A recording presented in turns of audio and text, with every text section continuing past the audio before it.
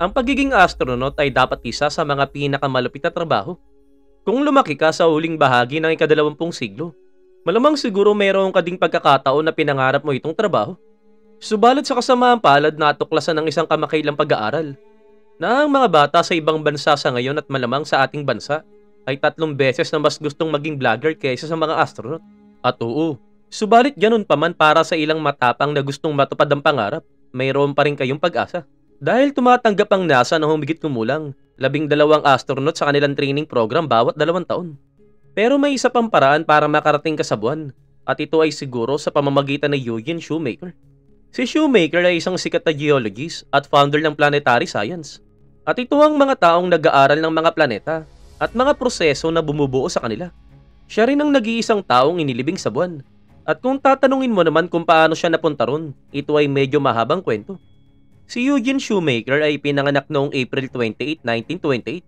Sinimulan ni Shoemaker ang kanyang karera bilang isang geologist na tinutulungan ng United States Geological Survey na pag-aralan ng mga crater.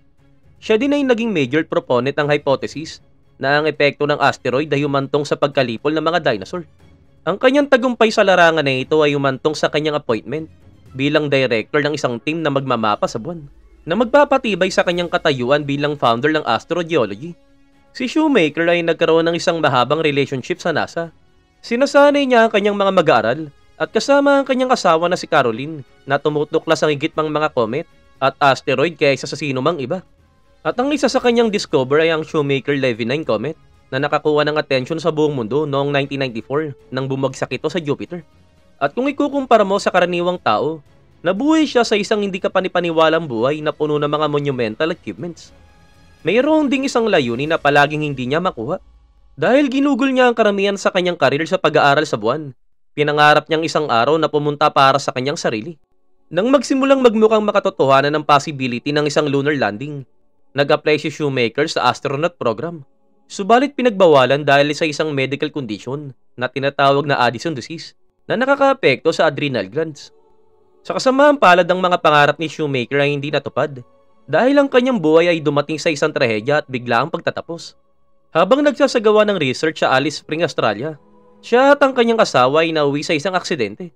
Ang kanyang asawa ay nakaligtas, subalit si Shoemaker ay nakitil sa edad na 69 na hindi natupad ang kanyang tunay na pangarap.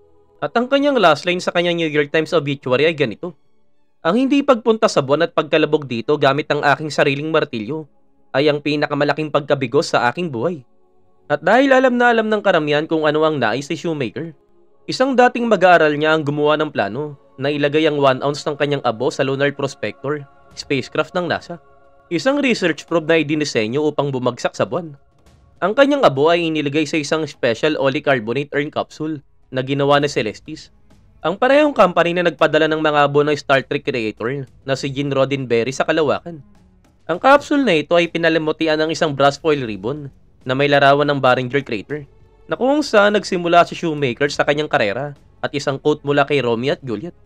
Inilunsad ang probe na ito noong unang bahagi ng 1998 at nag-orbit sa loob ng mahigit 1 taon bago sadyang pagbagsakin sa South Pole ng buwan.